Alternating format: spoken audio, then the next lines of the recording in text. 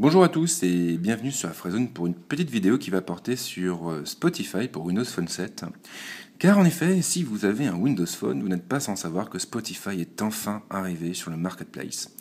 Et ça fait vraiment très plaisir dans la mesure où on l'attendait depuis un bon moment déjà.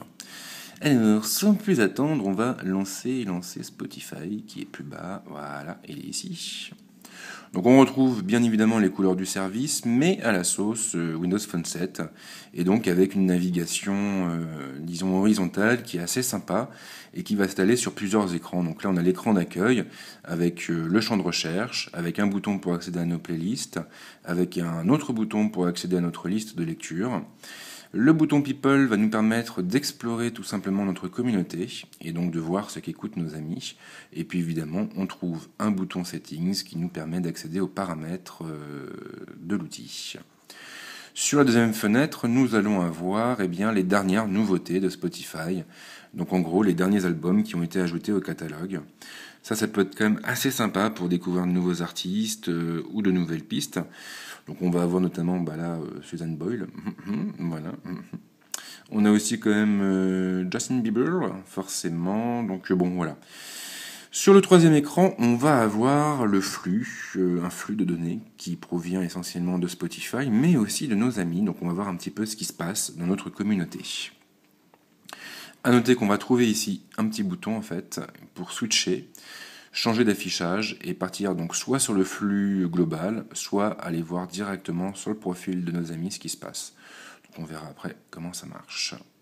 Et puis enfin, si on est en train d'écouter une piste, on va avoir un quatrième écran qui va nous permettre tout simplement d'accéder à ce que nous sommes en train d'écouter. Donc voilà, ça peut être assez pratique pour mettre en pause rapidement la musique et revenir dessus. Alors, on va commencer par lancer une recherche. Et là, attention, pas falloir se planter de touche. Voilà. Pas évident d'écrire en filmant. On lance la recherche. Donc, une fois que la recherche est lancée, on va voir apparaître une liste de propositions. On pourra ainsi accéder à la liste des pistes qui traitent du mot-clé, aux albums ou directement aux artistes. Je suis allé un peu trop vite, voilà. Ou alors directement donc les artistes. Donc ça c'est quand même plutôt pratique pour, disons, pour découvrir de nouvelles choses, pour ajouter nos chansons préférées à nos playlists. Ça peut être pas mal. Le deuxième bouton va nous permettre d'accéder à nos playlists. Donc là, pas de grosse surprise. Elles vont s'afficher sous la forme d'une liste. On aura en haut le dossier Start, donc ce sont les favoris, nos chansons préférées. Et le inbox, c'est notre boîte de réception. Donc si quelqu'un vous envoie une piste, elle arrivera là-dedans. Donc ensuite, pour la liste de lecture, on tape sur le nom de la liste qui nous intéresse et son contenu s'affiche à l'écran.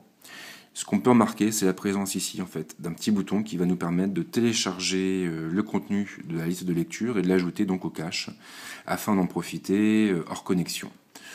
Voilà. Donc si je veux démarrer un morceau, évidemment, je tape dessus.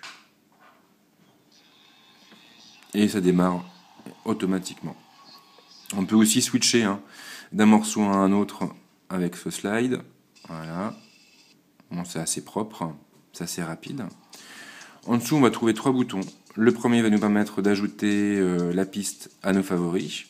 Le second va nous servir à la partager donc sur des réseaux sociaux comme Facebook, Twitter ou Messenger. Ici, on aura un bouton plus qui va nous permettre de l'ajouter à une liste de lecture existante ou à une nouvelle playlist, c'est au choix. Alors, ce qui est intéressant quand même, c'est que Spotify tire pleinement parti, voilà, du multitâche. Donc, on peut quitter l'appli, on peut faire autre chose, la musique continue, il n'y a pas de problème. Et ce qui est vraiment super, c'est que si je joue avec les boutons du contrôle de volume, là, automatiquement, j'ai une petite fenêtre qui apparaît en haut. Donc avec le volume, bien sûr, avec la possibilité de couper le son, comme à chaque fois avec un Windows Phone, et aussi trois boutons qui viennent de se barrer, voilà, pour changer de piste, voilà, passer d'une piste à une autre, ou pour mettre en pause. Donc c'est quand même assez sympa. Et surtout que si on tape directement sur le nom de la piste, on est directement renvoyé sur Spotify, et donc là on peut changer de liste de lecture, faire autre chose, mettre en pause, voilà quoi. Donc ça c'est quand même assez sympa. Donc Play Queue, c'est pour lire plusieurs morceaux dans dans une liste de lecture, donc ça c'est quand même assez, voilà, assez courant. Ce qui est intéressant quand même, c'est qu'on va avoir une partie historique qui va afficher la liste des dernières pistes jouées, donc ça peut être sympa pour retrouver un morceau qu'on aimait bien et repartir dessus. Ensuite, nous avons le module People, et ça, c'est vraiment l'un des trucs les plus intéressants avec Spotify. On va trouver ici la liste de tous nos contacts Spotify, donc qui proviennent évidemment de Facebook, hein, si je ne me trompe pas, donc c'est pour ça que j'en ai beaucoup. Si on veut, par exemple, savoir ce que Cyril Lopez écoute, alors là, je me suis trompé de nom, ouh là là, là, je suis parti un peu en vrille. On va revenir sur Spotify, ah bah j'ai complètement fermé. Donc c'est pas grave, on y repart. Enfin, on y retourne plutôt. Donc je repars dans People, s'il veut bien. Et donc là, poum poum poum. Ah bah, je suis descendu, donc tant pis. Bah là, on va l'écouter. On va aller voir ce qu'écoute un peu Valentin. Et donc, on peut accéder à sa top music. Là, en l'occurrence, il a rien. Et surtout, à ses listes de lecture. Donc, enfin, en tout cas, aux listes de lecture qu'il a partagées. Et ce qui va être super, c'est qu'on va pouvoir aller sur une liste de lecture pour consulter son contenu et s'abonner en cliquant sur le petit plus. Donc là, en fait, cette liste sera automatiquement ajoutée à notre Spotify. Et en plus, dès que Valentin va rajouter des pistes, on pourra en profiter de notre côté sans aucun souci. Donc ça, c'est quand même très très propre. Et c'est vraiment l'un des aspects de Spotify que j'apprécie le plus, en fait. Ce côté communautaire qui nous permet de découvrir facilement de nouveaux artistes sans se prendre la tête. Voilà, voilà. Et donc enfin, on va avoir, bien sûr, les paramètres. Donc avec quand même quelques éléments assez importants. Donc ici, on va pouvoir activer le mode offline. Ici, on va pouvoir lui dire de streamer la musique en haute qualité. Ici, ça va être pour la synchroniser en haute qualité. Et là, on va pouvoir lui dire d'activer ou non la synchronisation sur le réseau 3G.